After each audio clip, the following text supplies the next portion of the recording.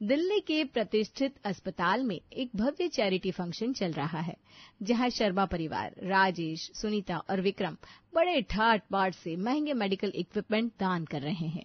आज हमारे शहर के गरीब मरीजों के लिए ये हमारा छोटा सा योगदान है। हम शर्मा परिवार हमेशा समाज सेवा को अपना धर्म मानते आए हैं। जी हाँ, हमारा मानना है कि भगवान ने हमें जो दिया है उसका कुछ हिस्सा जरूरतमंदों के साथ बांटना चाहिए। यही तो हमारी संस्कृति हमें सिखाती है। परहित सरिस धर्म नहीं भाई, पर पीड़ा सम नहीं अधमाई। ये सुनकर सभी ने खूब तालियां बजाई और मीडिया वालों ने उनकी तस्वीरें खींची। धन्यवाद, आप सभी का बहुत बहुत धन्यवाद। सुनिए जी, कितना टैक्स बचेगा इस डोनेशन से? काफी टैक्स बचेगा भाग्यवान। आयकर अधिनियम की धारा 80G के तहत दान पर 50% तक टैक्स छूट मिलता है। वाह, इसे कहते हैं एक तीर से दो निशान। इससे हमें टैक्स में छूट भी मिलेगा और समाज में हमारी रेपुटेशन भी इतनी बढ़ जाएगी कि हर कोई भारी भरकम दहेज लेकर हमारे विक्रम के लिए मेरे दरवाजे पर अपना माथा रगड़ेगा। एक मिडिल क्लास परिवार के घर में खुशी का माहौल है। अधेड़ उम्र का मोहन गुप्ता अपनी पत्नी कमला और बेटी अनु के साथ बैठा है। अनु बेटा, देख, आज हमारे छोटे से घर में शहर के मशहूर बिजनेसमैन राजेश शर्मा के यहाँ से रिश्ते की बात आई है। उनका बेटा विक्रम सॉफ्टवेयर इंजीनियर है, बहुत अच्छा लड़का है और परिवार भी बहुत सम्मानित है। हाँ बेटा, उनका बहुत नाम है समाज में। अस्पताल, स्कूल सब में दान करते रहते हैं। ऐसे घर में जाकर तो बिल्कुल रानी की तरह रहेगी। लेकिन पापा, मैं अभी अपनी टीचिंग जॉब नहीं छोड़ना चाहती। मुझे बच्चों को पढ़ाना बहुत अच्छा लगता है। अरे तो वो कौन से तुझसे जॉब छोड़ने को कह रहे हैं बेटा? जॉब मत करो, छोटे कपड़े मत पहनो, ऐसे बैठो, ऐसे उठो, ये सब केवल हम मध्यम और निम्न वर्गीय परिवारों में ही होता है। बड़े लोग बहुत खुले विचारों वाले होते हैं। अगले दिन शर्मा परिवार गाजे बाजे और ढेर सारे फल फूल लेकर गुप्ता परिवार के घर आया, जहां विक्रम अनु से बोला, अनु जी, मैं चाहता हूँ कि आप शादी के बाद भी अपना काम जारी रखें। आजकल के जमाने में लड़कियों का काम करना बहुत जरूरी है। मैं हमेशा आपका साथ दूंगा। आज से आपके सपने मेरे सपने हैं। सच में? आप वाकई में मेरी नौकरी को सपोर्ट करेंगे?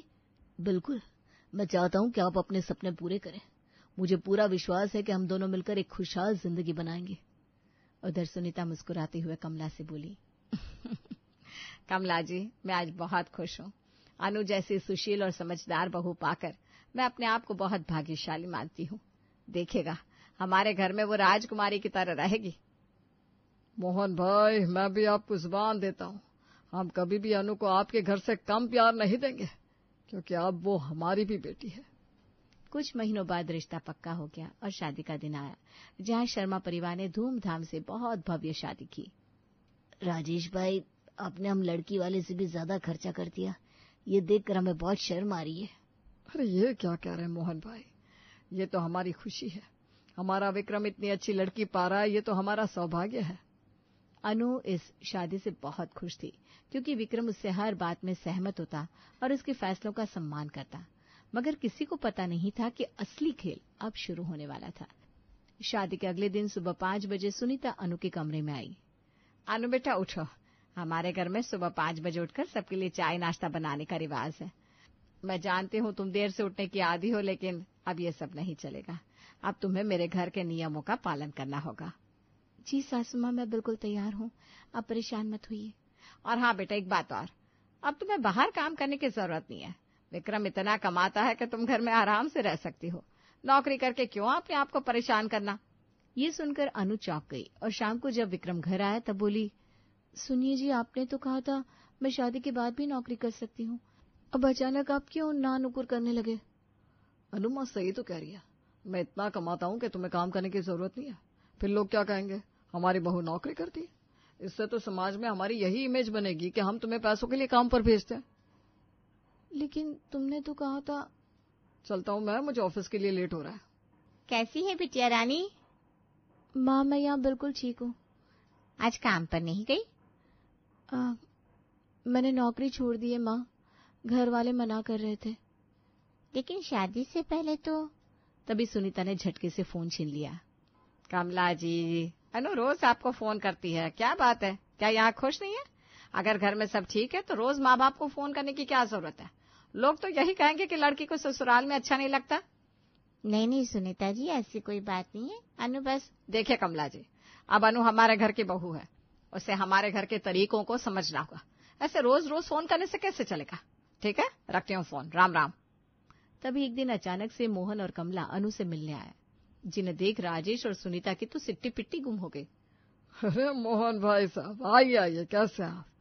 यहाँ कैसे आना हुआ? जी राजेश भाई, हम बस अनु से मिलने आए थे। तभी सुनीता ने जानबूझकर बहुत तीखा खाना परोसा और कमला को सबसे सख्त कुर्सी पर बिठाया। कमला जी, क्या बात है, खाना नहीं खा रही है? हमारे घर का खाना पसंद नहीं आया क्या?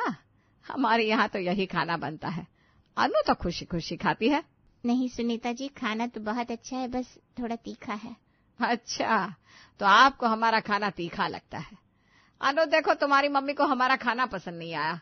लगता है हमारे और आपके घर के तरीके बिल्कुल अलग है। राजेश भाई, आपका बिजनेस कैसा चल रहा है? मैंने सुना है आप नया विस्तार कर रहे हैं। मोहन भाई, बहुत अच्छे दिन आने वाले हैं।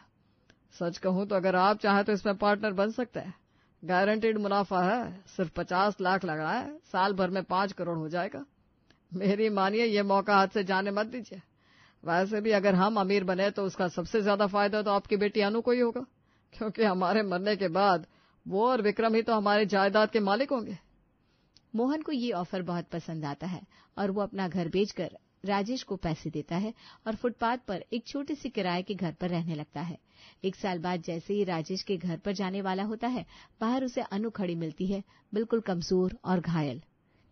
क्या हुआ अनु बेटा, ये क्या हालत बना रखी है तुमने? अनु फफक कर रोते हुए मोहन के गले लिपट जाती है। पापा, मैं और बर्दाश्त नहीं कर सकती। वो लोग मुझे जानवर की तरह रखते हैं। मैं सिर्फ उनके लिए काम करने वाली नौकरानी हूँ, और सासू माँ, वो तो मुझे हर वक्त ताने मारती रहती है। और विक्रम एक नंबर के नामर्द है, जो मुझे पीटते हुए देखते रहता है। बेटा, हमें तो पता ही नहीं था तेरी हालत इतनी खराब है, तूने कभी बताया क्यों नहीं? कैसे बताती माँ, जब भी फोन करती सासू माँ सुनती रहती, और जब आप लोग आते तो वो मुझे मना कर देती है, कुछ मत कहना नहीं तो घर की इज्जत चली जाएगी। ये सुनकर मोहन का गुस्सा फूट पड़ा। कमला, मैं कितना बेवकूफ हूँ। उनके झांसे में आकर मैंने अपनी जमा पूंजी, अपना बिजनेस, सब कुछ दांव पर लगा दिया।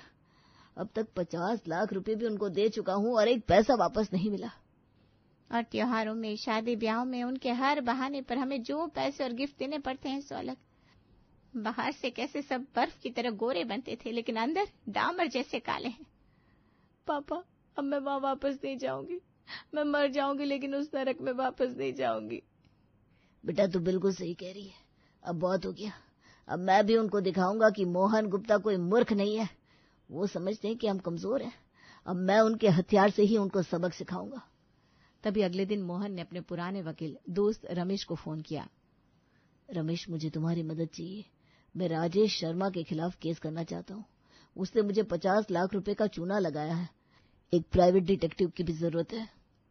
तू चिंता मत कर, मैं तुझे शहर का बेस्ट डिटेक्टिव दिलवाता हूँ और धोखाधड़ी का केस भी मजबूत बनाऊंगा। बस तू धैर्य रख। तभी कुछ दिन बाद प्राइवेट डिटेक्टिव सुरेश ने मोहन को रिपोर्ट दी। मोहन जी, राजेश शर्मा एक नंबर का फ्रॉड है। उसकी सारी कंपनी फर्जी है। वो टैक्स चोरी करता है और यही तरीका वो कई परिवारों के साथ अपनाता है। देखिए, मेरे पास सारे सबूत हैं। सच में? मतलब हम अकेले नहीं है जो उनके जाल में फंसे हैं? बिल्कुल नहीं। मैंने 5-6 परिवारों से बात की है, सबकी वही कहानी है। लड़की की शादी, फिर दहेज, फिर बिजनेस के नाम पर पैसा, और फिर सब कुछ हड़प जाना और दान दक्षिणा कर कर अपनी इमेज फिर से चमका देना। यही सिलसिला बार बार चलता है।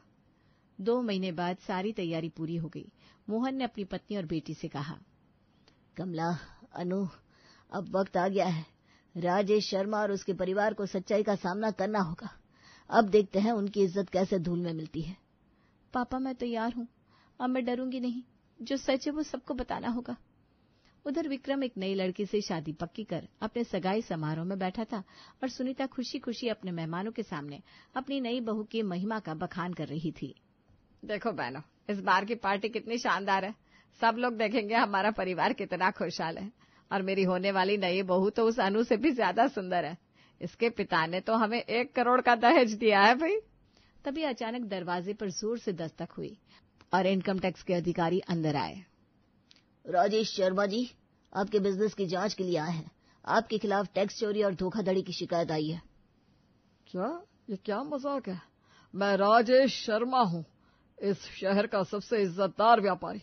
आप लोग गलत घर आ गए। जी नहीं सर, हमारे पास सभी सबूत है। आपकी फर्जी कंपनी, झूठे बिल, सब कुछ। चलिए हमारे साथ। ये सब झूठ है सर। कोई हमारे खिलाफ साजिश कर रहा है। हम तो भले लोग हैं, दान पुण्य भी करते हैं। टीवी पर आपने देखा नहीं क्या? ये सब दलील अदालत में दीजिएगा, जहाँ आपकी बहू आपका इंतजार कर रही है। अगले दिन अदालत में जज साहब ने अनु से पूछा, अनु, आप अपनी पूरी कहानी कोर्ट को बताइए। क्या सच में आपके साथ दुर्व्यवहार हुआ है?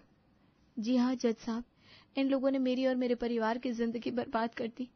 शादी से पहले ये बहुत अच्छे थे, लेकिन शादी के बाद इन्होंने मुझे गुलाम बना दिया, मेरी नौकरी छुड़वाई, मेरे माँ बाप से पैसे ऐंठे और मुझे मानसिक रूप से प्रताड़ित किया। तभी मोहन ने भी अदालत में सभी सबूत पेश किए, जिसे देख विक्रम घबराते हुए बोला, माँ अब क्या होगा? मेरी नौकरी भी चली गई है। कंपनी ने कहा है कि वो किसी कंट्रोवर्शियल व्यक्ति को नहीं रख सकते। सारे दोस्त भी मुंह फेर रहे। यह सब अनु और उसके बाप की करतूत है। वो लोग हमको बर्बाद करना चाहते थे। हमारी इतनी अच्छी रेपुटेशन खराब हो गई। उस अनु की बच्ची को तो मैं छोड़ूंगी नहीं। जैसे पहले की 5 बहू को ठिकाने लगाया, वैसे ही इसको भी लगा दूंगी। तभी प्राइवेट डिटेक्टिव सुरेश पीछे से टपक पड़ा। मैंने आपकी सारी बातें रिकॉर्ड कर ली है माता जी। अब तो आपको जेल में चक्की पीसिंग करने से कोई नहीं रोक सकता। तभी 1 महीने बाद कोर्ट का फैसला आया। राजेश शर्मा, आपके परिवार ने अनु गुप्ता और उसके परिवार के साथ छल किया है। आपको अनु को 50 लाख रुपए मुआवजा देना होगा और गुप्ता परिवार के सारे पैसे भी वापस करने होंगे। साथ ही आप पर आपराधिक मुकदमा भी चलेगा। आखिरकार सत्य की जीत हुई और पूरे शर्मा परिवार को सलाखों के पीछे डाल दिया गया। वहीं अनु फिर से स्कूल में पढ़ाने लगी, जहां वो अब पहले से भी ज्यादा मजबूत और खुश थी और अंकित नाम के एक अच्छे लड़के के साथ शादी कर हंसी खुशी से रहने लगी।